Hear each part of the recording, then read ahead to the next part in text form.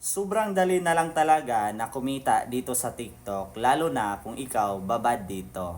So hello everyone, this is Jurian. Isa na po tayo ngayon sa nagtuturo kung paano din kumita sa TikTok na kahit mag-a-upload ka lang ng mga ganitong klaseng video na kahit 6 seconds or 7 seconds. So, you heard it right. So, kaya ngayon, kung nakita mo man ang video na ito at matagal ka nang gumagamit sa TikTok mo, pero hindi mo pa rin alam at wala kang idea kung paano yan pagkakitaan, well, ang ginagawa ko lang din ay naging connected lang ako at sinunod ko lang yung sistema dito sa OBE kasi nga dito tuturuan ka paano ka din mag-upload ng mga ganitong klaseng video. So pwede kang kumita dito, pinakamababa po yung 5,000 pesos mo dito.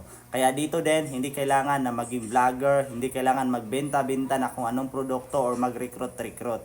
Kaya kung ikaw ngayon isa ka mang OFW, senior citizen, and then retired ka na, well, pasok na pasok ka dito. Kaya kung ikaw din, masipag kang mag-upload ng mga videos dito sa TikTok, pero hanggang ngayon, wala ka pa rin napapala, baka ito na yung sign na simulan mo na yung pagkakitaan mo yung TikTok mo, kagaya namin dito. Kaya ang gagawin mo lang, i-follow mo ako, mag-comment ka sa comment section kung saang location ka or ano yung trabaho mo, i-copy link mo ang video na ito 3 times para mapansin kita at ikaw yung mapili ko na matulungan paano ka din kikita kagaya namin dito sa OBE na sistema. Kaya see you sa inbox.